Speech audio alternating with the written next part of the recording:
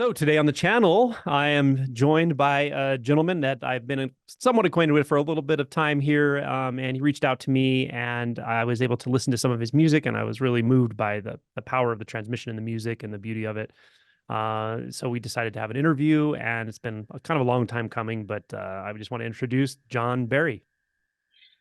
Thanks, Angela. It's great to Yeah, be here. This is exciting. Yeah, yeah, glad you're here. So maybe just start by giving us a little bit of information about yourself, just whatever you think is relevant. Just give us a little background into who you are and sure. Um, ever since I was a kid, uh, I've always had a kind of creative side to me. It's always been an important part of who I am, I guess you could say. And the like the probably the first identity that I had somebody kind of put upon me was that I was an artist. I had a teacher really young. I was like 5 or 6, and she said, "Oh, I could see what you're doing there. I think you might, have an artistic side. You might be an artist." And to me, as a kid, I was like, I I don't know what you mean by that so much. Is just this is what I love, and I just do it. I didn't know that there was a name for this, and so creativity has always been a part of who I am. Um, and it's found its way uh, into my life through various, I guess, avenues of expression, like starting with more visual art and drawing and painting when I was a kid, to morphing into, doing plays and doing acting, to doing music and um, getting into learning how to play an instrument, and then finding through that I love to write songs. So it seems to be this kind of impulse in me that I have to uh, let it express. And if there are periods that I go through in my life when I don't do it, which there have been, uh, I usually find that I can be a little bit depressed, or it feels like things lose their vibrancy. So that's a big part of who I am. Um, Growing up, I had a pretty, I'd say, a pretty good childhood. A pretty I don't know if you'd say normal, but like fairly normal, you could say. My parents were like very loving, very supportive. I have a sister too, and we've always been a close family, so that's been a real sort of strength, a source of strength for me in my life. And a lot of close friendships through life. But I think what, in terms of this world of spirituality and awakening and whatnot, it was probably around puberty when I started to recognize that I think what felt like a kind of carefree presence, which I think did characterize a lot of my childhood. I was noticing that it was fading, and that there was this sort of, it was as if the volume of thought was turned up, like the volume in terms of the overall quantity and the volume in terms of the sound. It was like noticing a lot of thought activity, and at an age of, like, when I was probably about 11, having this recognition that, like, I think this is getting in the way of my happiness, my ability to be present with life, and to just let go. And it felt like uh, it was something that I was going to have to learn how to contend with or navigate. I can really resonate with that. Specifically, when you said you noticed the volume of thoughts turning up, I remember periods sometime between, I don't know if it was 5, 6, 7, 8, 9, somewhere in there, periods where I would notice how sticky thoughts felt. Like it was almost like early on I could almost notice a thought and like grab on and ride on that thought or imagine something. But over time, it was like I couldn't get off of it. I couldn't, it wouldn't let go of me. If it started feeling sticky and heavy and weighty and like getting stuck in this world, this internal world. And of course, I didn't really have thoughts like to think about that as such, but I noticed it. And um, yeah, I mean, my experience is very much like yours in that way. It was very heavy feeling and it had a bit of a dark sense to it, like something ominous in this experience was crowding in, and I couldn't Mm, free myself from it somehow. Then I think I almost forgot about it. Like I almost lost track of the fact that that was happening, and I became actually identified with the thoughts at some point, something like that. So right. Yeah, yeah, that's so interesting. Yeah, that really is what it felt like. And then it was, I've heard your story, and I've heard because I watch your channel like every religiously, I guess you could say. I'm familiar with how you seem to at a young, like you said, you were 24, right? When yeah, you had your kind of breakthrough. Um, it seemed like it sounds like for you, it almost reached a point where it was like nearly unbearable, I would say it was. I would say it was pretty unbearable. It was. right? Yeah, it was. I don't even, I just don't have a word for it. You know, suffering is a word that's used a lot, or unsatisfactoriness, but it was far more acute than unsatisfactory. It just felt like I was there was like the volitional part of me that really wanted to fix it, like do something about it, but that was kind of making it worse. But there was another part of me that wasn't even volitional. It was just it felt like just a noose tightening or a like a felt like a I remember actually thinking this in my mind, like it was like a knot, like a big knot, and there were strings in every direction, but no matter which direction I pulled, the knot just got tighter. That's how it felt. That's how thought felt to me. That's how my perception of self felt to me as I was growing up, and it was just so freaking uncomfortable. Um, Yeah, yeah, like a trap, no matter which way. Like if you budge an inch, it just the noose yeah, tightens, kind of thing. Yeah, that's interesting. Yeah, I think for me, it was like yeah, there was this sort of foreboding feeling of the possibility of slipping into like a dark train of thought that could kind of take over, and I felt like I was sort of at the fringes of that, and it was this stark kind of realization that I think the best I could conclude at that young age was like I'm gonna have to change my identity somehow, or I'm gonna have to reinvent my sense of self to work with this in some way that I could think of as like what's the healthiest way. And the first thing that came to me was like, oh, I think I should probably exercise.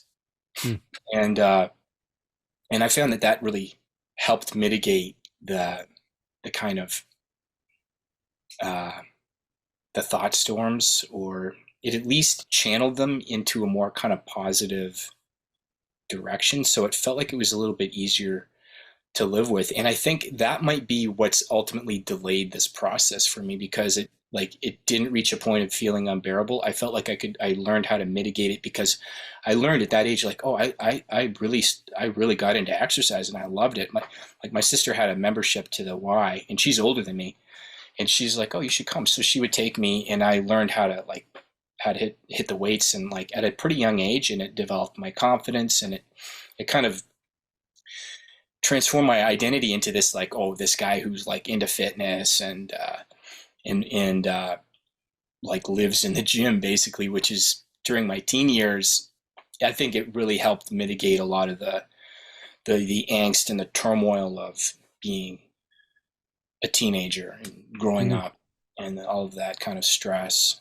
Um, but it did become an identity of itself that I ultimately had to again shed, because I think it reached a point of maybe toxicity of like being too identified with the body and being physically big, because really what it was doing, it became this sort of armor, like a protective armor that was hiding this sensitive, creative little boy hmm, inside, who I became more and more kind of afraid of really showing people. Yeah. Um, but it was a strategy that kind of helped helped me cope with the excessive thinking. Mm, yeah. Um, I felt the same way. Like I remember a couple of different times that stick out in my mind. One was like I was on a wrestling team, maybe in my seventh or eighth grade, um, and had to get in really good shape by running. And I remember running through some kind of breaking point where my mind calmed down. And it felt so good. It's like, wow, I didn't know I could feel that good. right. Um, and it's interesting. I never really picked that up as an identity and just and like obsessed over it to try to continue to make myself feel better. And I don't really know why, but it was obvious. Like there was something about it. I also did like weightlifting as well. Something about like the intensity of it could seem to like calm the mind. It was like almost like a one-pointed experience. But Right. I never really picked it up as a full-on identity. I'm not sure why. Maybe if I did, it would have taken a little longer or something. I'm not really sure about that, but um, maybe also I learned to meditate and I felt more like, okay, this is what I was looking for. When I learned to meditate, that it was more of a direct engagement of trying to clarify the mind, a more direct engagement of what I was really looking for, which is really addressing this. Right. But that was a double-edged sword too, because like as I've mentioned, it did lead to states of calm and sometimes even like a pretty deep sort of equanimity, but on occasion it led to this experience of like real openness, like something truly transcendent as I was moving through the world for a day or two, and it would just close down. Like the aperture would close down completely. And that was so hard because it was like, oh, I found it. I actually found peace. And then it was just gone again. It was just like taken Oh, away. Yeah. And so meditation sort of led to that. And then that made it even worse in a way. But it was kind of better and worse. The better is like, okay, something's possible. The worse is like, and I have no freaking clue how to do it because yeah. meditation didn't really deliver it, but it seemed to open some kind of gate. So Interesting. yeah.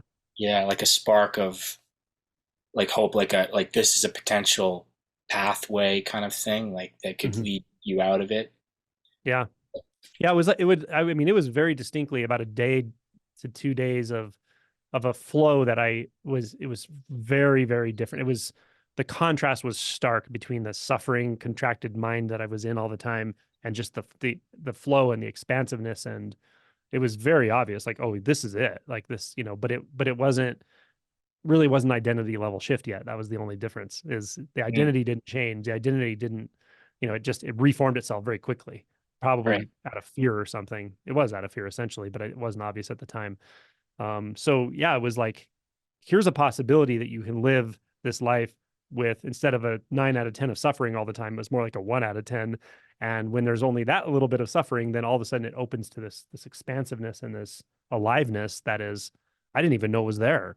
And now I'm living in it and I'm bathed in it for like a day and a half, and then it's just gone. So Mm, uh, brutal at the time, but it also, again, it's sort of spurred me on, I suppose. Yeah. right, like a flavor, like a taste Mhm. of, yeah, yeah, Exactly. And that's why I kind of say pre-taste sometimes when people right, describe things like this. I say, yeah, it's sort of like a pre-taste, you know? right. Yeah. Uh, yeah, yeah. I mean, I feel like I should put it out there right now. Like I'm going to be 40 in a couple weeks. I haven't had, I think, what you would consider that breaking through of the gateless gate, but there have been the pre-tastes, and Hmm. it feels like as time goes on, like more and more, there's this just innate drive towards, um, you know, either it's meditation or it's time in silence. It's time in places that to me feel sacred. Like Hmm. there's this forest not too far from where I live that I'll spend time with, or even with my partner. Like we met through a mindfulness meditation certificate program, and so we have this value of I guess you could call it seeking or whatever, like this impulse towards awakening that we share. And so even just looking into each other's eyes, there's a certain kind of uh, like it really genuinely feels like we can meet in a crowded place and the volume just goes and Mm. it's just quiet. So um, I mean, that's where I'm at. It feels like there have been these flavors, but the that recognition, I'm at a point now where I'm just like, okay, I guess it'll just come when it comes, and Yeah. but It's probably pretty close. well, Closer than you realize. hey, that's I hope so. Yeah, yeah. But I mean, as I was describing this, the effect of that pre-taste on me was, it really is actually so beautiful that it had that quality of like absolute clarity that this is it, and the disappointment that I can't make this happen. What came back online was the thing that was trying to hold on to it, trying to make it into something. And so that's actually so perfect, because that's what I had to realize at that point. Like, I had to see that it was there. I had to see the possibility. I had to actually feel it to know, oh yeah, holy wow, Jesus, this can actually be real. I had yeah, to yeah, feel that. And I also had to feel that I can't make that happen with what I was taking myself to be. I can't, there's no, since there's no map to it. So mm, so part of the pathless path is to realize, like, you can't do this by insistence or by will, but it is still there, and it is still right, rather possible. So something in you, that maybe it feels like will at first, or it feels like a drive, or it feels like a determination, the determination falls off, the control part falls off, but there's still something there that's moving toward this, yeah, toward that which is not in a time or a place, and it's there, you're, I hate to do this to people, but when people tell me this, sometimes I'm just like, you're fine. It'll happen. It's gonna happen. Like, it can't yeah, not happen, unless you really purposely just distract yourself and run off from it, when you start to feel the right, fear or whatever. But you're right. beyond that, I think, at this point. So yeah. I think, yeah, like I mean, I've tasted fear. I've had moments of letting it all in, and interesting moments of letting it all in and just feeling energy just like flood through my body. And Mhm. um, yeah, I think my when you talk about the pre-taste thing, it especially in the context of creativity, for me it comes through. It's come through performance, and actually mostly through when I was acting, and you talk about the hero's journey, and you know the sort of being in that safe place, and then hearing a call to action and feeling the hesitancy, and then just deciding, okay, I'm going to go out, I'm going to embark on this journey, and then meeting the allies along the way and confronting the dragon, and then you know getting the gold on the other side of that confrontation, and being able to bring it back. I feel like the I can I can see how that played out in my life more through a creative arc. And it Mm. was like, as a kid, I did like to draw and paint, and it was something that I could spend hours doing, and I Mm. could just sit, and I was okay at it. Um, and it just felt like a kind of natural expression, and but then I remember seeing this play when I was like 10, 11, and it was these kids. They were just like a couple years older than me in my elementary school, and it was so. Uh, I had never experienced anything like that in my life up to that point. It was like, okay, this is like I could just feel the energy in my body, like this like like emotional energy, and this it was like this unusual feeling, and it was the first time in my life I tasted this, like what I've now come to recognize as like, okay, these are important moments, but like I could feel this interest in it, like, oh, I think maybe I should try this. Like I should do this. But then immediately the fear of like, but you're kind of a shy kid. Like are you going to be able to get up in front of people? Like this is freaking terrifying, man. But it was like, okay, I can let the fear control me and stay small, or I can try this. And I had a conversation. I remember I would go home for lunch for school, and I mentioned it to my mom, and she's like, "Oh, you have to do that. You have to do that." I was like, "Okay, God, all right, I'll audition." And it was this great thing. It turned. I just got this small part in this play, and But it opened up all these doors of possibility for me, which led to, getting into high school and kind of having an on and off relationship with acting, with performance. But, What did it when, feel like to, I was just going to ask, what did it feel like to get into character for you? Like, what was that experience? Was it like a spontaneous experience? Did it require a lot of focus and practice for you, or how did that work? yeah, it was, that's a great uh, question. Like I have, yeah, to consider that there was definitely a part of it that felt natural, like, accents and impressions and stuff like that. It's, whether or not I was good at them, I at least like to amuse myself by doing that, as a Mhm. kid. And so the character part of it was that came with time. Um, Actually, I guess the story I could say for the character part was I got a lead role in a play in my last year of high school, and I was really unsure about what my future was going to look like when I was in my last year of high school. And here I live in Toronto, and so in the province of Ontario, there used to be 5 years of high school, and I was the Hmm. very last year that they had that in place, and then all the after me it was just grade 12. So I graduated at the same time as a bunch of grade 12 kids. Um, but it really helped me because it gave me that extra year of like, okay, where's life going to go? And there was a lot of doubt.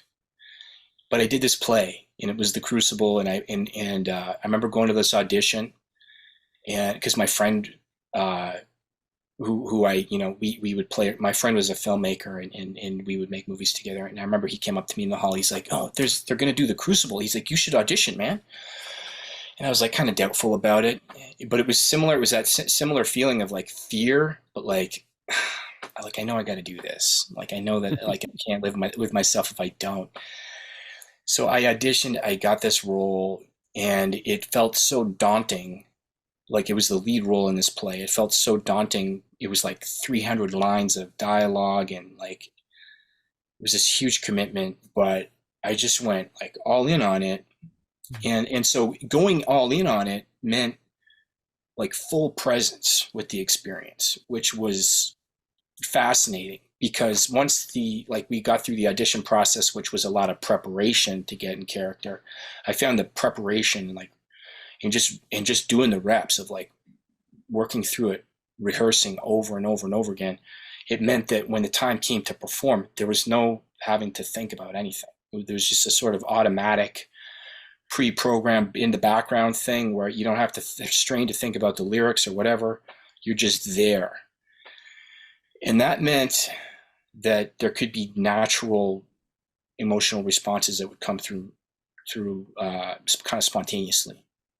And that was where the magic was. That was where things would just go, everything else would disappear. And the joy of it was in just fully being Mhm. and letting all that kind of incessant you know, self-referential thought and criticism and judgment and concern about what everybody else thinks. I just letting all that go. And there was an utter freedom in it. And I remember like like there it was an emotional play, and I had to like I had to cry at points, and I had such a hard time with it. Like I couldn't make it happen. And the whole run of that play, I couldn't make it happen. But I remember it was when it was all over, and the audience was kind of clearing out. I remember I had my costume in my hand, and I was standing off by myself, and I was like, I was just like welling up. I was like this was the greatest thing I could have hoped for, Mhm. and what am I going to do now? Mhm. And that's when it all kind of came through. But it really it sparked my interest in going to apply to theater school, Mhm. which is what I ultimately ended up doing. I had a great teacher, this lady Caitlin Thornton. She was phenomenal. She spent extra time after school because she really believed in me to help me audition, and um, I got into this theater school here in Toronto. It was Ryerson Theater School, and and that's where creatively things morphed from being more about acting to more about music, Mm. and and sort of the turning point that's, I guess, ultimately led me to where I am today, musically at least. Mm. Yeah. Yeah. Yeah. Did you have a specific instruments you played, or were you more of a vocalist, or how did that play out for you? Well, in as a kid, like when I was like 10, 11, 12, I had a little bit of experience in elementary school, like playing in a concert band. So a little bit of musical knowledge. I played the saxophone, but then I put that aside. Um, and because I went to a predominantly academic high school, I couldn't really do all the arts courses that I wanted. So I would do like visual arts and I would do drama, but I didn't Mm. really do music at all through high school. So when it came to doing theater school, it was singing. We had to Mm. learn how to sing, and we we started off in first year. We were in a choir, so I could like, and I was really terrible, and I would sort of stand in the background and I would just barely get by. And the teacher, he was so good. Like musically, he was probably a gifted person. He was also a phenomenal teacher, and he would just look at me and be like come on, like I can hear you. Like he could, in the sea of people, he could still kind of zero in, and it would always be like kind of embarrassing. But that's sort of the intro to music came. But like facing the dragon, I guess you could say, of the hero's journey came in our second year of theater school, and I ended up. It was supposed to be a 4 year program. I only did 2 years because ultimately it felt like it wasn't, for a number of different reasons. I found that theater wasn't something that I could see myself doing, for the rest of my life. But the gem, the pot of gold, the gift of the whole experience was that I learned how to sing just enough to believe that if I worked at it, I could build at it. Mm. And so in second year, we had to do a solo in front of the class, and to me, that was like I think I mentioned before, like I was really into weight training and stuff like that, and it was like this body armor that I built up around myself, and so I carried with me a certain kind of ego and a certain sense of like physicality that really was just I put a lot of energy into hiding this more sensitive part of me, and I felt like singing in front of people would just be so freaking vulnerable. I'd be like, I don't really, I can't do this. Like, I don't know if I can do this. It's going to be terrible. I'm going to suck.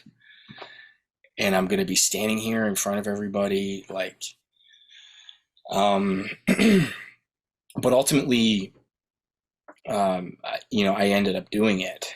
And, Did you get to pick the piece? Did you get to pick what you were going to sing? I did. Yeah. Yeah. And I had this friend of mine, he sang this, he did his solo, earlier because he was well prepared, and it was this great song that would, like, he did it.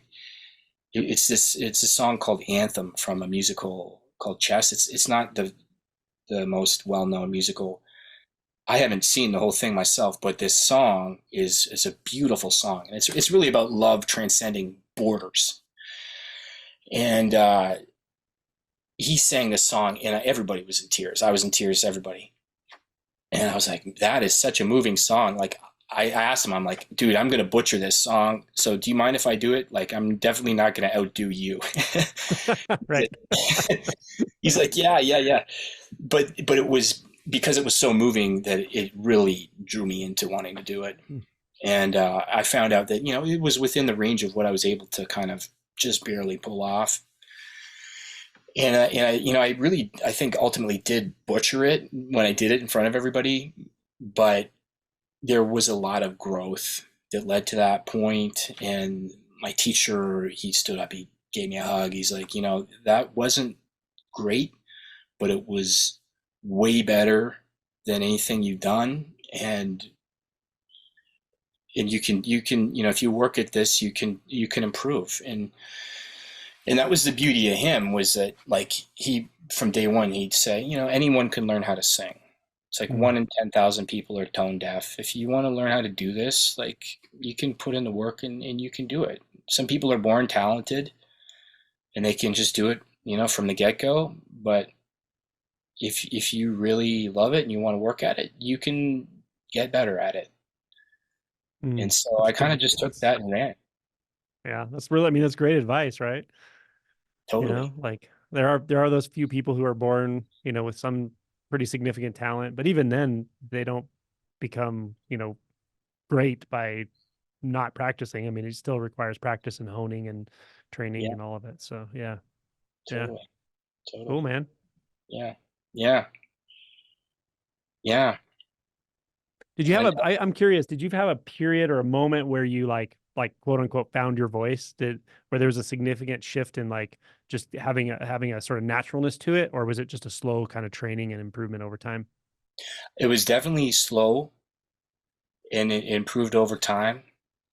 But to me, in my mind, it was like, okay, the true test of whether or not I can continue to do this, like, and people take me seriously, is like, because I was in my early mid 20s when I started picking up the guitar and, like, learning how to play and sing.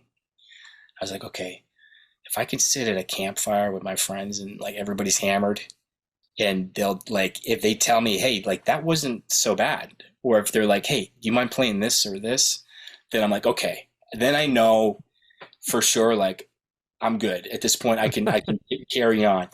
Yeah. And ultimately that is what happened. Like, because after theater school, I ended up pursuing a degree in, like, in kinesiology, so, like, totally different path. And there was no creativity in that, so I was like, okay, I need an outlet while I'm doing this. And so I picked up the guitar and learned some of the songs that I liked at the time, like basic chords and stuff like that. And I remember the learning process of it being, like, so, like, just electric and exciting, because it's like I could start to hear that it sounded like something, and it was like, oh God, like, I got to keep doing this. And, Mm, like, failed classes because I was just so absorbed in learning the guitar, I wouldn't study for anything, and, like, mm, I really had to learn how to balance that with, the rest of my life. But it turned into, learning more of, like, more popular songs at the time by artists that I connected with. And then it morphed into just sort of naturally, I'll try writing some lines here and there. And I'm like, oh, okay. And maybe if I weave some of these in when I'm playing at the fire with my friends, and they're like, "Oh, who sang that? That was okay." Then it'll be another honest response. And and right. and then when I would get that, it would be like, "Oh, this is amazing!" Like, it felt like such, and it still does. I gotta say, like, it's like this profound gift. Like, because I always had been moved by music all of my life as a kid. Like, it would make me want to get up and dance. Like, my mom's really into dancing, and so there was that part of me that felt physically just moved by it, and I always wanted to learn. But I think I had to break through that self-defeating thinking of, like, you're only born with this, or, like, you can't learn this later in life, or whatever kind of bullshit messages that I had absorbed, since childhood. And then breaking through those bullshit messages and recognizing, like, oh no, it's like, it's only really the negative thinking that keeps you from doing what your heart ultimately really wants to do. And it really feels like a gift. And oftentimes I'm just kind of playing alone. I'll play in my room, I'll practice, I'll play. And that alone is just, it's a joyful kind of thing. It's a very cathartic. It's like a therapy. There's no ego in it. There's no, like, oh, I need to do this clever thing and weave this in. It's just more like, what is the truest thing that wants to come through? And how can I use every tool that I have to to make that as impactful as possible. And Beautiful. sometimes it works, and probably more than often it doesn't. But that's part of the excitement, I guess. Yeah. I love it, man. Yeah. I can tell the difference. I feel like at least with art, like art that is inspired by that kind of I'll just call it honesty, like vulnerability, honesty, authenticity, where it's like I need to say the truest thing through this, however that needs to be said, and actually regardless of what the audience thinks in a way, you know. Yeah. There was a really cool interview with Rick Rubin recently, and he said something beautiful. He said true art has to be, it's kind of autobiographical. You have to do it for yourself first. Hmm. And it just turns out that when you do that, the audience tends to like it, you know. But he Totally. said, but if Yeah. you make it for the audience, he's like, that's not actually art. That's something. It's like merchandising or something, but it's not art, you know. Yeah. And you really have to come to that place of authenticity. And I feel like I can tell when visual art, music, acting, when that artist is coming from a place of thoroughgoing authenticity, even if they're not like technically the best at what they do, it's really obvious actually. Yeah. I feel it. Like I can feel it, and I can feel that Right. connection and the openness and the sort of emptiness, actually empty of the identity that gets in the way of it, you know. Yeah. Yeah. It's like it's sort of like there's an organic element to it. Like it comes up through the body somehow. It's like, I don't know if it's a hemispheric thing. It's like maybe you tap more into the right hemisphere in that domain of like intuition and all knowingness, and then people just resonate through that. If you're more caught in that like analytical, like, "Oh, I got to do that," it's like more top down, and you're like, I gotta figure this out, and like it's got to be clever, and oh, they're gonna see it when I raise my eyebrow like this, it's gonna look really cool or whatever, Yeah, But people watch that and they're like, there's a certain kind of phoniness that yeah, you can kind of pick up on it. It can be a little, it can be distracting from the yeah, story, whatever's trying to be told. Um, yeah. Yeah, the example I would think of is like an actor or an actress who who I can't help but notice their acting, you know. Even if they're acting well, I can see the acting somehow. And yeah. then there's the ones that you don't see the acting. There's like I don't feel like I'm watching someone act. Like I'm Hmm. completely absorbed into the experience, you know. There's like a Yeah. difference there. And one of them may be technically very good, but the other one is vulnerable. Maybe vulnerable is the right word, perhaps. Right. Yeah. Right. Yeah. Yeah. I Yeah. think when I would do acting, it's still something that I'll go back to occasionally. Even though, like, in terms of my overall values, I feel like I'm better off on a path where I can express things with my own words and through my own like uh, truth, and not somebody else's writing and somebody else's material and somebody else's direction. At least at this phase of my life, this is what I'm committed to. But when I have done acting, and even in the more recent stuff, like the times of pure vulnerability, um, they are really the times of pure presence, like Mm. of receptivity to whatever's going on in the scene, um, whatever's coming from the other actors, and there's a certain kind of it can be a very spiritual kind of thing. Mm. Yeah. Yeah. Spiritual is a sort of a funny word too, because I know exactly what you mean. And I mean, I almost want to say it's more real. Like spiritual could sound like an altered state, but it's actually not the altered state. The altered state is the state of inauthenticity. That's what we're trying to do all the time. And it actually takes a lot of effort, you know, Yeah. to remain inauthentic, to remain an identity that we actually deeply know isn't really there, you know. Yeah. And so the moment you give yourself permission to not do that, whether it's through art, movement, speech, whatever, it's like, oh man, it just opens, you know. And Yeah. we could call it spirit, or we could call it, you know, I don't, it doesn't have a word, but um it's so beautiful that it's accessible by anyone in various different ways as well, you know. Yeah. um and at this point you tend to write your own music, compose your own music as well, is that right? Yeah. Yeah. Yeah. Yeah. Yeah. And more, I think it's just because of my interest um, in whatever you want to call it, waking up, crossing the gateless gate, self realization. because this is at the forefront of my interest, and what really seems to be of utmost importance. It weaves its way into the music, and yeah, it's interesting at this point. Like I'm kind of at a point now where I've been doing it in relative. I had been doing it in relative seclusion until the last year or two, where especially like when COVID happened, I was like, okay, I have some more time. I'm going to devote myself to my life as an artist. I'm going to treat this more professionally, and I really connect with what you said, what Rick Rubin said. I read his book, and totally connect with so much of what what uh, what he suggests, at least in terms of living a creative life. And or Stephen Pressfield is another great artist or a great writer who will talk about, like, he wrote The War of Art, right, and like Mhm.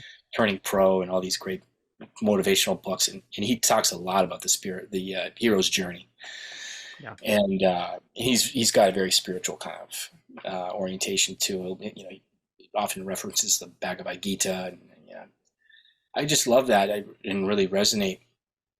And uh, I find that often I will need to come back to this kind of motivational, these motivational messages, because life, there's the pursuits of having like a real job, and being conscientious and fulfilling duties and that kind of thing, and then what feels like fulfilling this duty to myself, which is to nurture along this, creative uh, expression that always needs to find its way out. And then, of course, all that is under the umbrella of uh, you know being like trying to be as present as possible, and sitting down to meditate, or going on walks, um, reading, you know reading material that really points to this. And Mm. yeah. Can you maybe tell us about what, like, one of the songs you've written that's sort of along these lines, or maybe how that came about, or what the process was like writing a certain song? Yeah. Yeah, actually, because I mentioned the pandemic, this song, and all, well, there's two, that came from the pandemic. The first one that comes to mind is this song, Catharsis. And Catharsis, I wrote fairly early in the pandemic, and I'd been kind of working through the idea of this chord progression, and I heard this Bob Dylan song, I think, "A Hard Rain's Gonna Come," in just the drive of this song. I was like, oh, like I feel like there's something about that drive that I want to work into these chords I'm working on right now. And then it kind of, I did that, and it kind of morphed into its own sound. And then I saw the movie The Work, and which I know you've interviewed a couple of these guys from that movie, and I watched it in the afternoon, and at the end, I was like, it was like somebody punched me in the gut, and all this grief and sad, like, whatever suppressed shit just came. I was bawling I'm like, how can you watch that movie and not be Right. not be moved? Yeah. And by the beauty of the way that they're so, you know there for each other, and these people who are obviously live like such difficult lives, and it's just so inspiring. And so I watched that, and it left me with this, like, kind of a emotional, like a really, like a catharsis of, like, oh man, I got to find a way of, like, finding groups like that, or finding some way of connecting um, with something that's similar to that somehow. I don't know, but it made its way into this song that I was working on, and so I worked out the title, and I was like, okay, I think I'll call this Catharsis. And often in the process of writing, I'll just take my iPhone out and I'll record the earliest draft, and then I'll go for a walk and I'll put my earbuds in and I'll listen to it like from a kind of listener's perspective, which I find helps me get perspective on the song. And then when I'm playing, I can't always hear like the way I want it all to piece together. But when I listen to it objectively, it's just like, okay, oh, I can fit this in here, or this is what sounds like it wants to come out more at this point. And it's just sort of part of the process. And Yeah. um, so I took that, and then I was like, you know what, I want to go for a walk somewhere and work through this. And then I had this interesting kind of experience of synchronicity. And so oftentimes I won't give myself the permission to just like to do things unscheduled, but more by intuition. But I had this intuition on this day, and because it was a pandemic and there was like there was nothing to do, I was like, okay, I'm going to go for a walk somewhere I haven't really been before, and just work through this and see what comes up. Work through listening to the song and and connect with that intuitive part of myself. And so I went to this park that I don't think I'd ever really spent that much time. It's outside of the city, and it's a very like natural, beautiful kind of area. I remember parking the car and going for a walk and and just sort of opening to what was in my surroundings. And I looked up and there's these turkey vultures flying around. And they were flying in a circle. I'm like, any other day, if I'm on my way to work or I'm like oriented towards that doing mindset, like I wouldn't see it. But there's this very subtle kind of like feeling. Sometimes I get it when I look at trees. Just it's almost like it feels like communication, or it feels like some kind of transmission or something that that it like a greater intelligence. I don't know, but it drew me to watching these birds, and they were flying. They flew off kind of to the north over the trees, and I remember, oh, there's a little town over that way. Maybe I'll just follow in that direction and see where I end up. And I wound up in this little town, and kind of looking around. And also at the time, that period of my life, I had been dealing with, me and my partner, we'd both been dealing with autoimmune problems that like really were affecting our health. And my partner she has MS, and I have like some kind of thyroid related autoimmune thing. And we'd both been looking for a natural path, or some kind of solution that might present itself like a more of a dietary kind of thing, to kind of manage this. And because like there's just brain fog and like fatigue and stuff like that. And so I wound up in this town, and I found this natural path, and it was like it was the only building in the town, and it was this natural path. And I was like, oh, I think I'll contact them, because that just seemed kind of auspicious. We both been having the conversation just days earlier. We should find a naturopath. And then I kind of filed that away in the back of my mind, and I continued walking. I continued working on this song and just the surroundings. It was like I found this new trail. It was beautiful. It was inspiring. It really helped like kind of inspire what I was working on musically. And then I found out, I discovered later, I was like, oh, there's got to be some kind of symbolism with the turkey vulture. And oftentimes I'll like, I'll wonder, I'm interested in shamanism and like the more kind of native approaches to understanding the the way that things are so interconnected and intimately related. And so I was like, oh, maybe I'll look up if there's any symbolism behind that.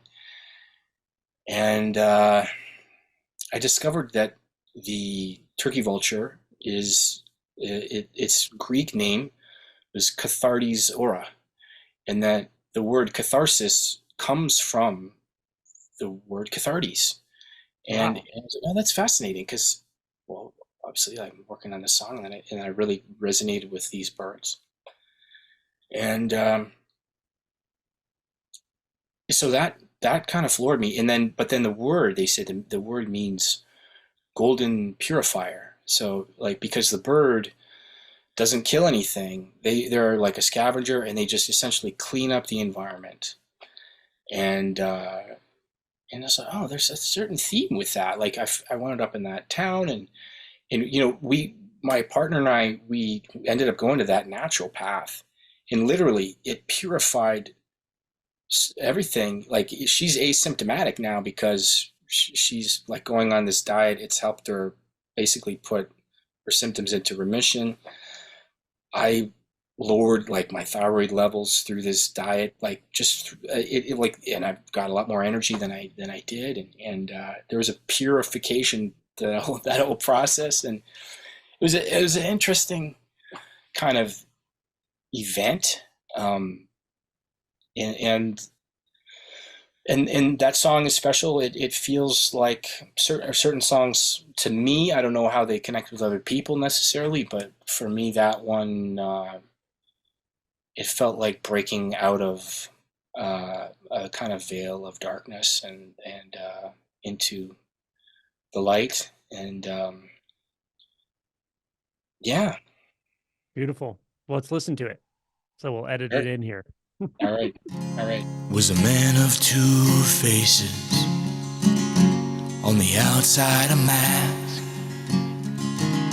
on the inside a monster, with a mind from the past. At least that's how I saw him, if I gave him a glance. But how could I control him if I gave him a chance? Sense of coming catharsis, silent creature of night, treated like he was worthless, broke him down, broke him down.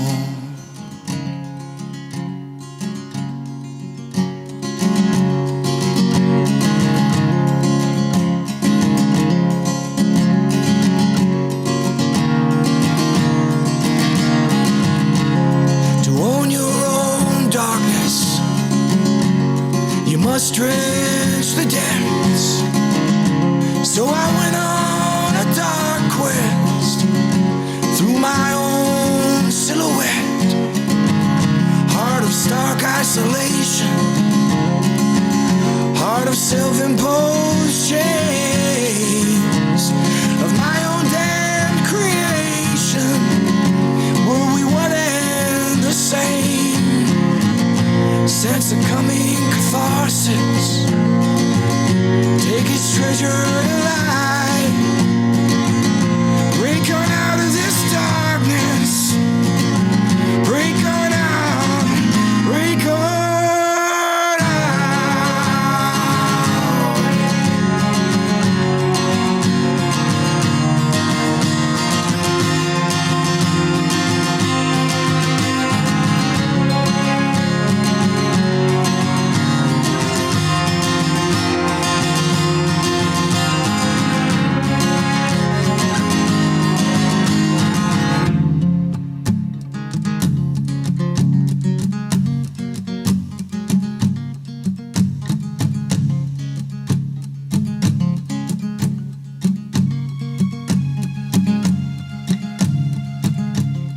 Deep down in the dungeon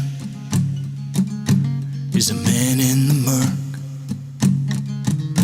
wearing my own expression. I can no longer shirk, I can no longer shackle what I see in myself. What was once such a grapple, now the blending of realms. Sense of coming catharsis, smash the ceiling of night. I'm emerging victorious and gonna break on out, break on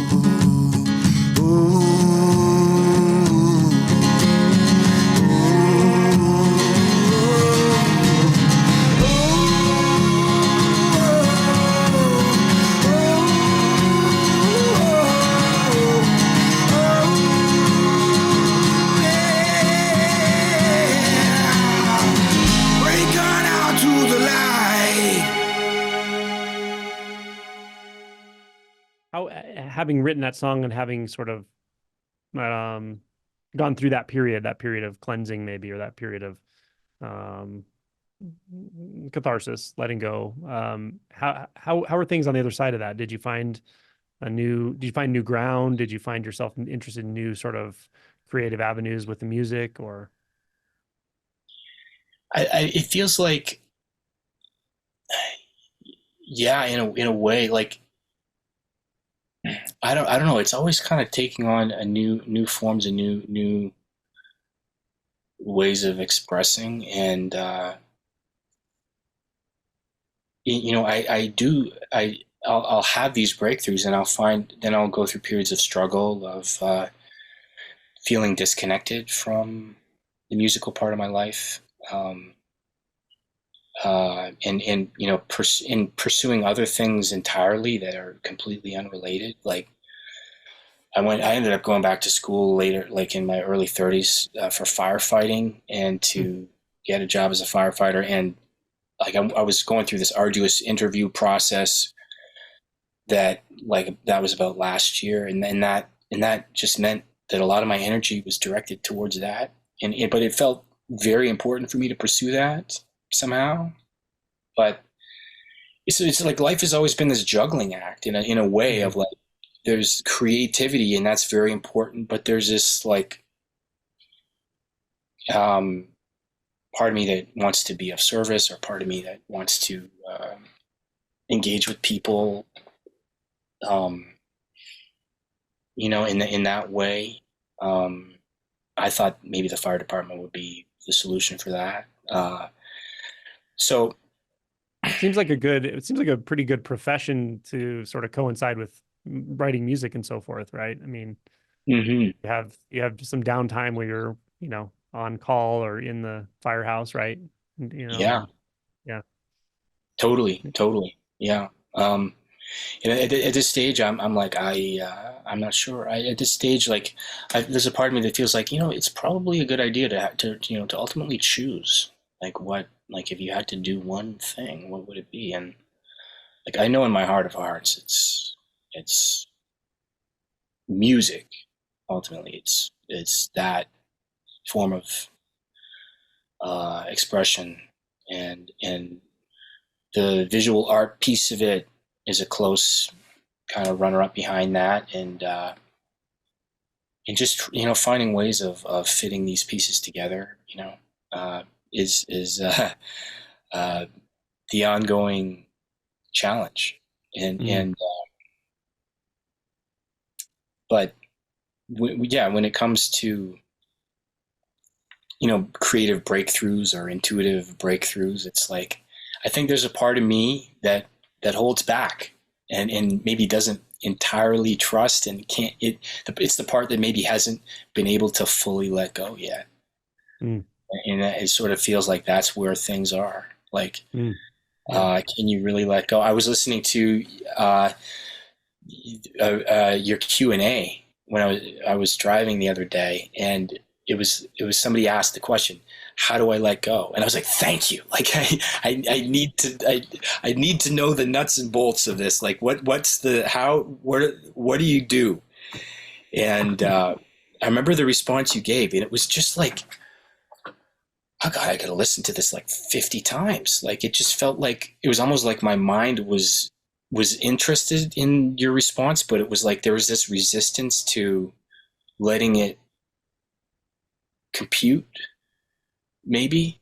And so that, I think that's sort of where things are at. I'm like,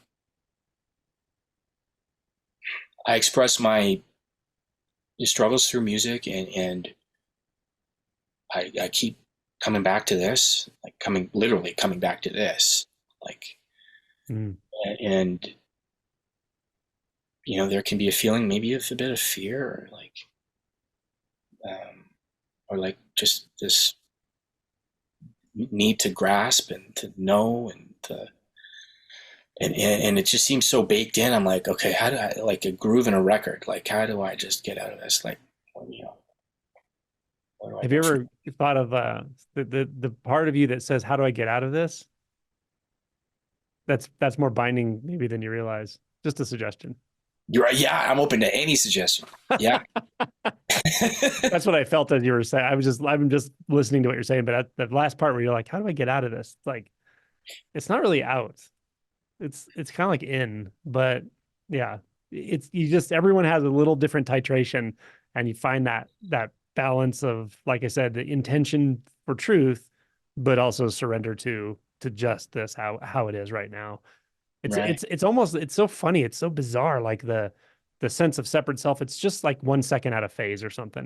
It's always trying to be a little bit ahead or a little bit behind. Like it's second guessing or it's trying to lead. It's back and forth, but the truth is just right there the whole time. And Yeah. I think it just settles down a little bit more and more and more until it just stops at one point. You Mm, mm. get tired of that. You get tired of that unnecessary effort, which is Uh-huh. also hesitation effort. Yeah. Yeah. Yeah. Yeah. Yeah. All that. Definitely. Definitely. Yeah. So tell And me then, about the new, oh, go ahead. oh, no, I was just going to say just briefly, yeah, like the suffering of life and, the challenges of life. It really seems to kind of, it's almost as if the more the heat is turned up in that sense, like in terms of the challenges, which there are a few right now in my life. Um, it seems like with that comes this need to just be here and Mm, and um, maybe because it can feel kind of unbearable at times. yeah. Yeah, yeah, You also do you want me to say something else? I just have this other sense because we're having this conversation in depth. yeah, yeah, Okay, there's another thing I pick up just talking to you. It's like it's something I really relate to. Um, like a strong sense of responsibility. You have a very strong sense of responsibility, really, really strong sense of responsibility. And that's yeah, great. That's great. You want to do the right thing. You're trying to do the right, and you want to be authentic. And you are all those things already.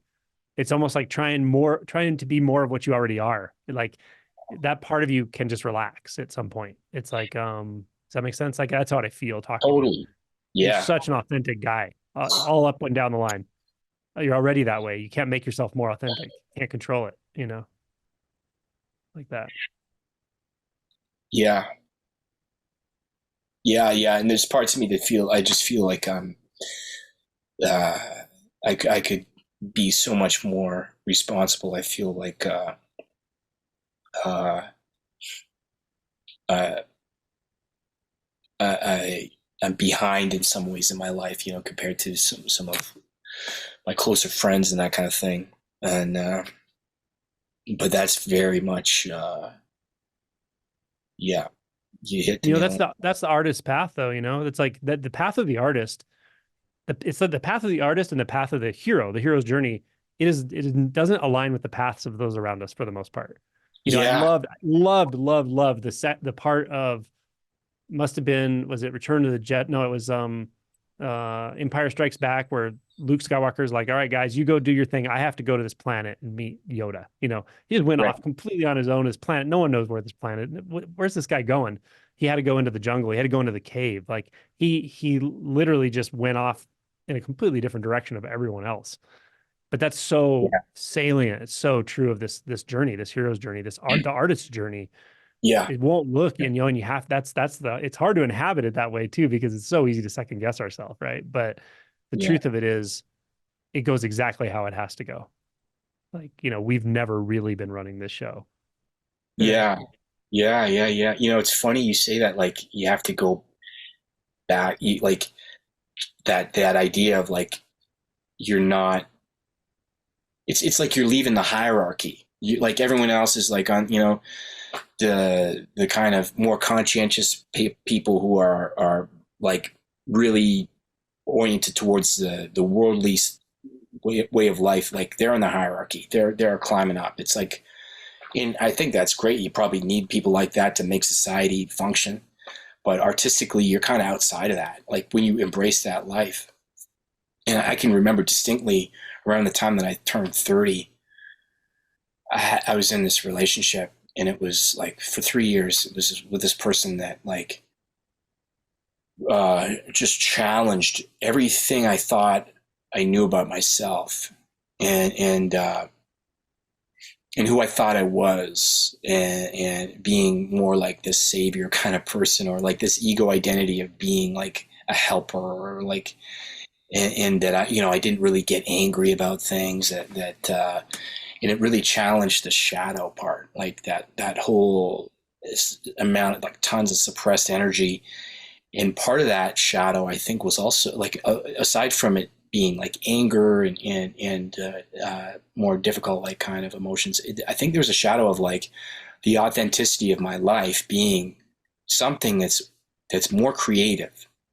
Like my path being having to be artistic in some way, and that they're like, oftentimes, depending on the messages I'm getting in the environments that I'm in, it's understood like, oh, your creativity or whatever that part of you is, it has no place here. And but going through this kind of what felt like a incredibly challenging time with this person who was like, she knew my pressure points, and it took a minimal amount of force to just like make me crumble and finally have to acknowledge like all of this stuff that I've been suppressing. And in that acknowledgement, there was this sense of like, in being authentic, you're going to lose people.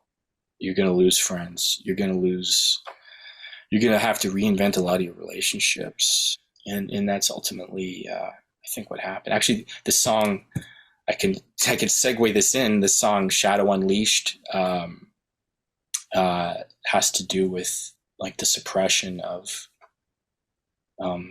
that energy, and the consequence of what, of not acknowledging it.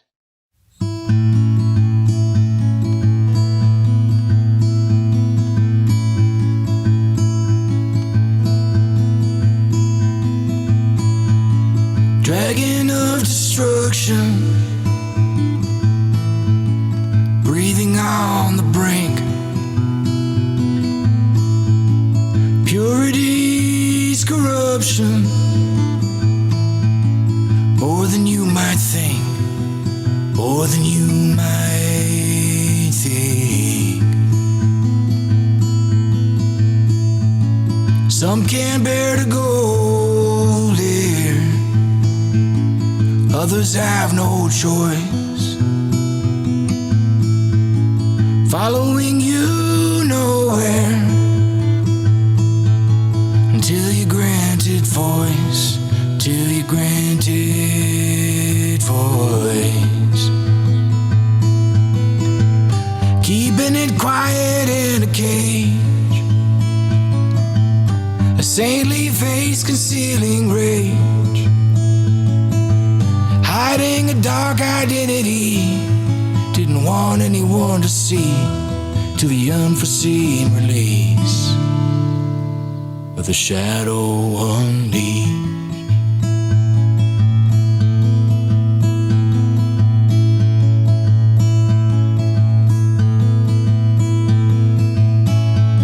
There is a sleeping giant within, waiting to awaken.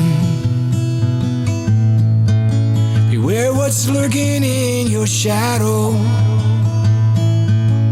else you will be shaken, else you will be shaken. Beware the eye that stares you down, scheming insurrection. Beware that serpent in your shadow, in your own reflection, in your own reflection. Keeping it quiet in a cage, a saintly face concealing rage. Who knew his dark identity wasn't him and it wasn't me, till the unforeseen release of the shadow unleashed.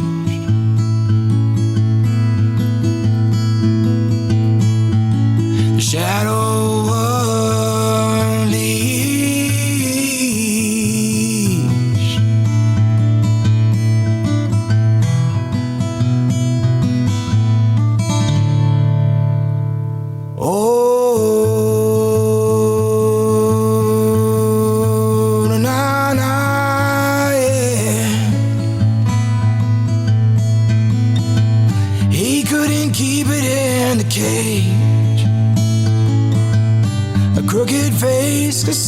with rage.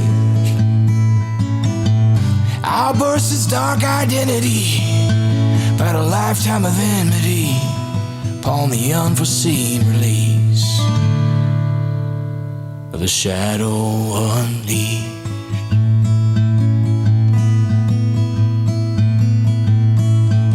The shadow unleashed.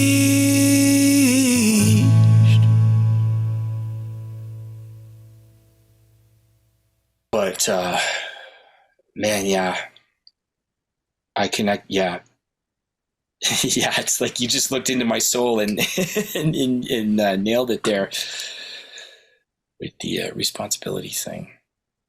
Yeah, I mean, and it's really, in a sense, it's just a compliment, but it also, it's like our egos are so strange. Like our identities, they sort of hit us where we're not where we're the weakest, but where we're the most sincere sometimes.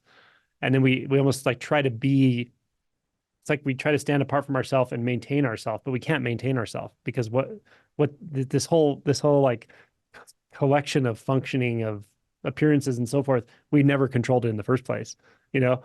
Yeah, But I can feel, like I said, I can just feel the vibe of responsibility, and that's a great thing. But it can be very challenging when we turn it inward and, you know, assume we're not living to our responsibility or something like that. That's the shadow, or just the reflection of the mind, you know, standing in the back commenting for no reason, you know. That's yeah, yeah, yeah.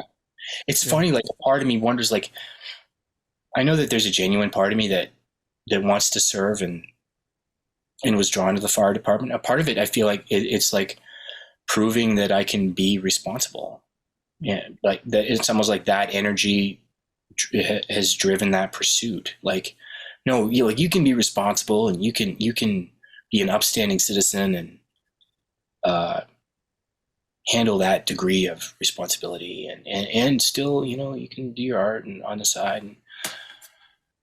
And part of me wonders if that, I don't know. I'm just kind of questioning everything right now in my Yeah. life.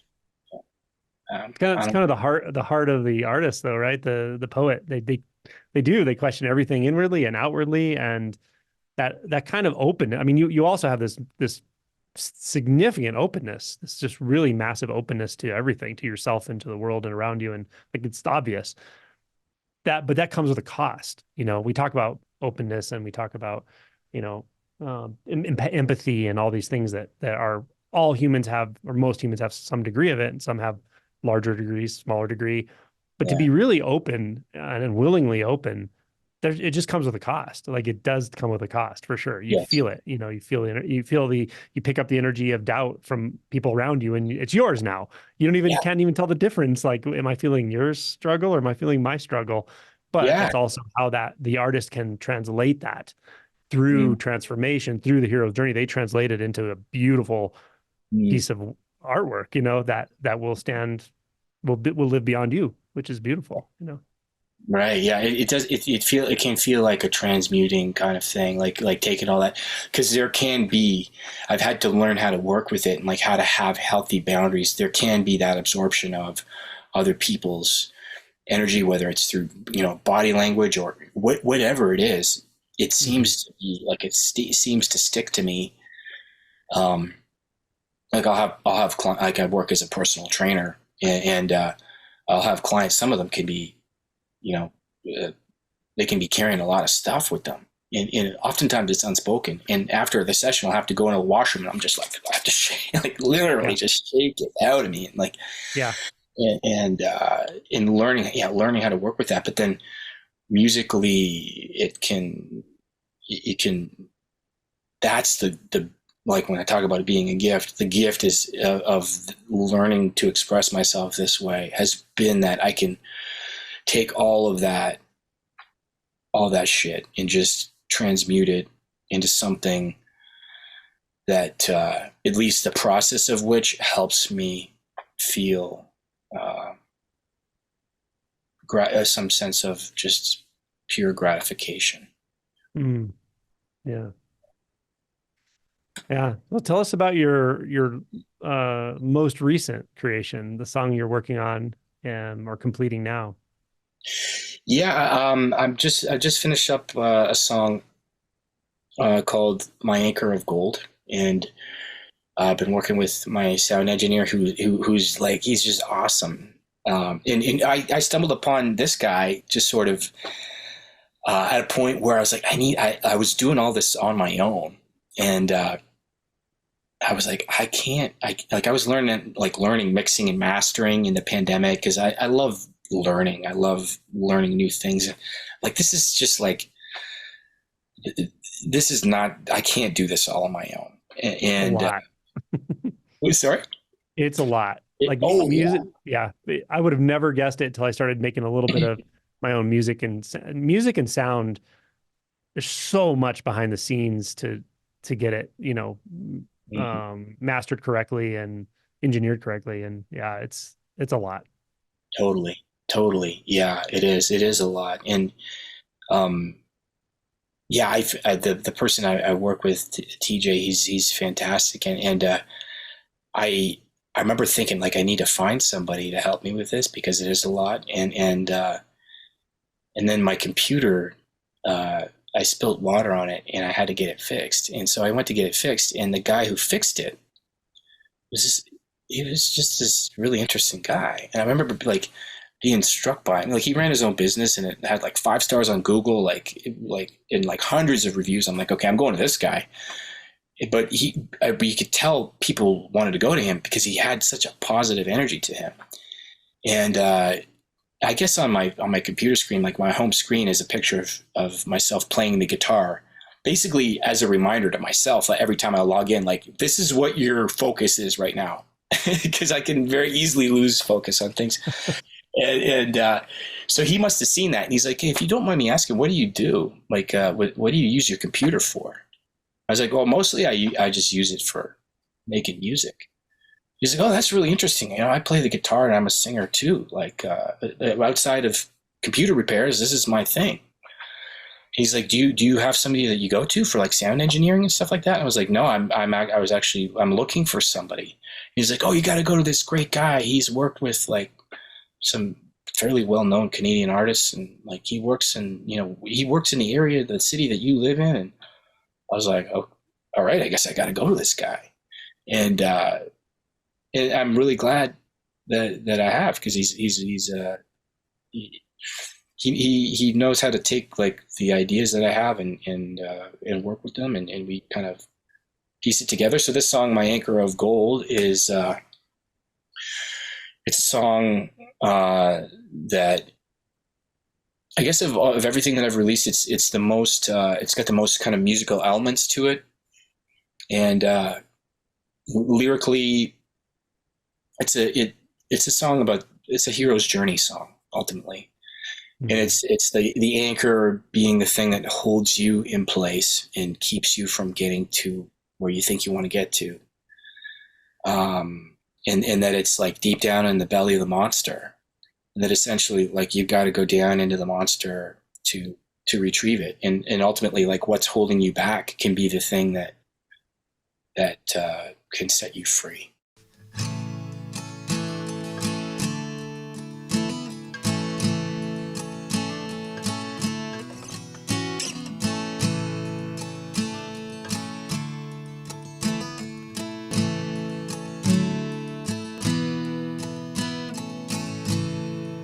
Anchor, yet here I am, drifting along. Seems that I'm stuck in this place, yet somehow I still aimlessly roam. Drifting, yet sadly I've never left home. My anchor devoured by a monster, submerged in the depths of my soul.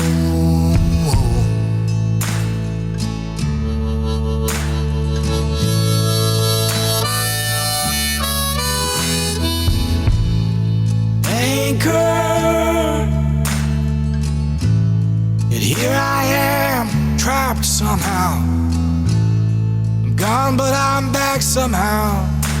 No, I'm not on solid ground. Drifting,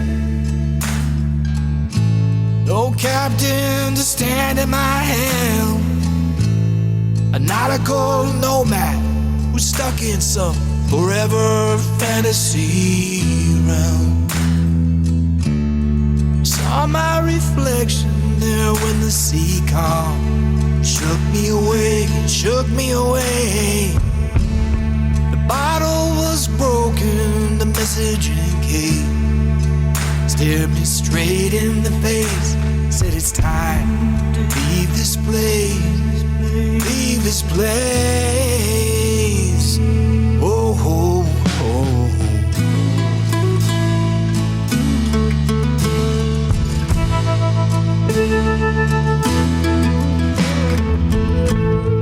Anchor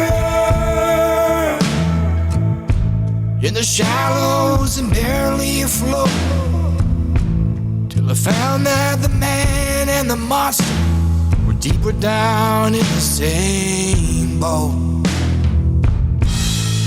Drifting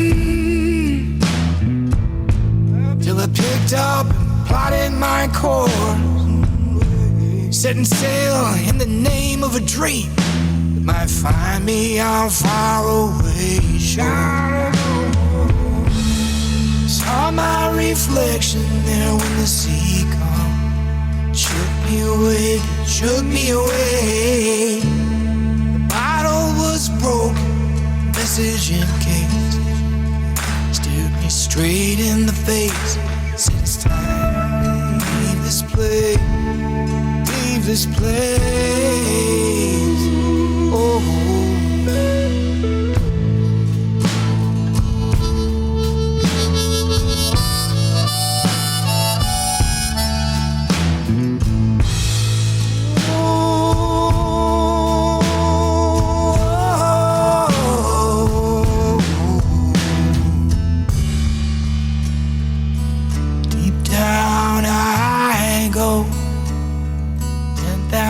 fathoms below, to the monster unknown, my anchor of gold, anchor of gold, anchor of gold, anchor of gold.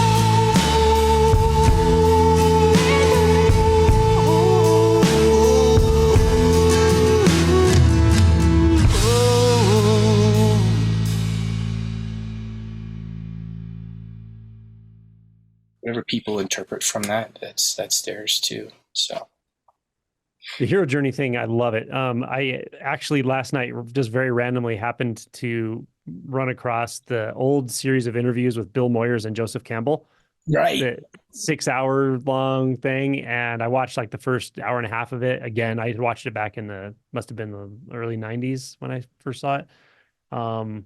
So cool. The yeah, motifs of the hero's journey, like, they relate to everything in our life. They relate to the stages of development of a human being, but they also relate to these journeys into our true authenticity, to our vulnerability, and the journeys out of, most importantly, what's comfortable, and as we were just talking about, what's considered the right thing to do, what you should be doing. Like you feel when you move beyond that, and it's like there's a scariness to it, and there's a feeling of, like, oh, my friends aren't doing this. Like, what, everybody's doing their thing, and it seems like they know what to do.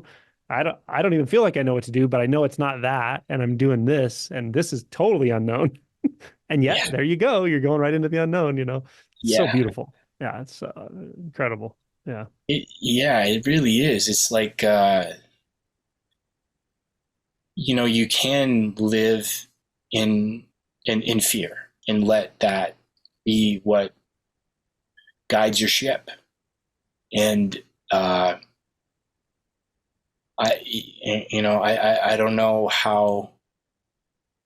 I guess there have been times in my life when I have let fear take over, but it is absolutely clear that having courage and especially pursuing what you're interested in, and how, no matter how terrifying it might be, the other side of that, doors just open that you never even knew were doors that could be opened for you, that you can only see if you step into the place where you can't see anything.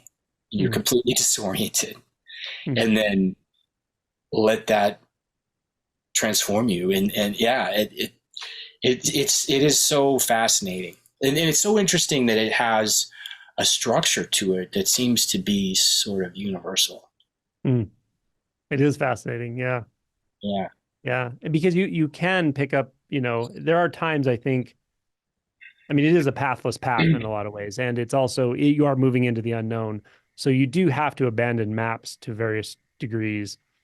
And there are these moments sometimes of really just plunging into the unknown, they come upon us sometimes and so forth. At the same time, there are breadcrumbs, there, and a lot of times all they're saying is it's okay. I know you're deep in the shadow and you're totally disoriented, and it's okay. Like, that's okay. Other people have walked this path and it's okay. And sometimes that's what you need. That's the breadcrumb you need. That's breadcrumbs I try to drop with all my videos of just pointing out, yeah, this might happen and that's okay. And this might happen and that's okay too. Yeah, I love that. Yeah. Yeah. That's okay. When you say that it often feels like, oh, that's what I think I needed to hear. That's okay. Like, yeah, you can, it's like you can trust the process. I remember the first Vipassana retreat I did. It took me years to feel like, oh, I think I can sit for 10 days, like, in silence. I think I'm ready for this. It took years, but it was like a hero's journey kind of process of itself. Like hearing the call, like when I was in university, I was taking kinesiology, and this guest speaker came in. He's like a PhD student in psychology, and he talked about his experience on a Vipassana retreat. And I was like, whoa, I got to try that.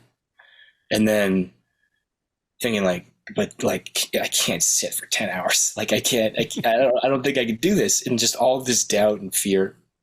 And it took a few years until I was in the really difficult relationship I mentioned earlier. And just that catalyzed it. And I was like, now's the time. And it was like another kind of period of transmuting suffering into the gold of a few layers, being shed, and a little bit more of a peek and like kind of under the hood of reality, I guess. Experiences of just feeling like everything was just vibrating and had like a scintillating kind of vibration to it that's just like wasn't solid or something. Then it collapsing back into whatever I thought things were, but feeling a kind of okayness in that, like, it's okay. You're where you need to be. Yeah. Well, I appreciate the conversation. And congratulations on this release that, when this video comes out, it will correspond with the release of the song we're talking about. And we'll have some of it in this video for people to watch. So I appreciate you sharing your music and sharing your story and your journey with us. Thank you. I can't thank you enough. I appreciate this so much that you'd have me on, but everything that you do, like, I can't express enough gratitude, but thank you. Thank you. You're welcome. Yeah, yeah. Thank you. Thank you for all of this. You're, one step at a time into the unknown. It's what we're all doing. And what comes out of that is powerful and transformative. And I'm sure your music is powerful and transformative for many people. Thanks, Angelo. So if anyone wants to be able to find your resources, your music, etc., how are they going to find you? Yeah, they can find me on YouTube. You can just search John Berrie. That's JonBerrie, or on Instagram at John_Berrie Berrie_music. Also, I should say I have a lot more material. I have at least like 50 or more complete songs, and I have album artwork to go with that. Actually, so I should mention I have an Etsy page too. Maybe I can just give you the link for that. And there's artwork on there that sort of explores some of the ideas I have for album artwork. It's like trees and animals with chakras and that kind of thing. So there's that, but no, the what I was going to say is that I have a lot of material and I have ideas that I really want to share, and a lot of my songs, maybe just a little less than half of them right now are songs that have a lot to do with, or if not everything to do with, this process of waking up, or the hero's journey and that. And so I have a Buy Me a Coffee account. So if anyone wants to support my artistic endeavors, they can find me there, and I'll give you the link for that too. And I think that's about it. I stay off Twitter because that seems like an insane asylum, and Yeah, it kind of is. of negativity. So Awesome. yeah. Yeah. So we'll put all your links below this video, and then people can, go to any of these, check out your material. Also, you're on Spotify. Is that true? Oh God, yeah, obviously, yeah. I'm on Spotify. Yeah, that's like the biggest one. Thanks. Yeah. So we'll put you to Spotify and all these other links, and the Yeah. Buy Me a Coffee thing. I mean, if you're moved by his music, anyone who's any kind of artist, especially musicians, now know it's a hard way to make a living, and any support you can give would be wonderful, and that way he can keep making his beautiful music. So again, thank you so much, and yeah, keep churning out the good stuff, and we'll keep listening to it. Thanks a lot. Thank you. You're welcome.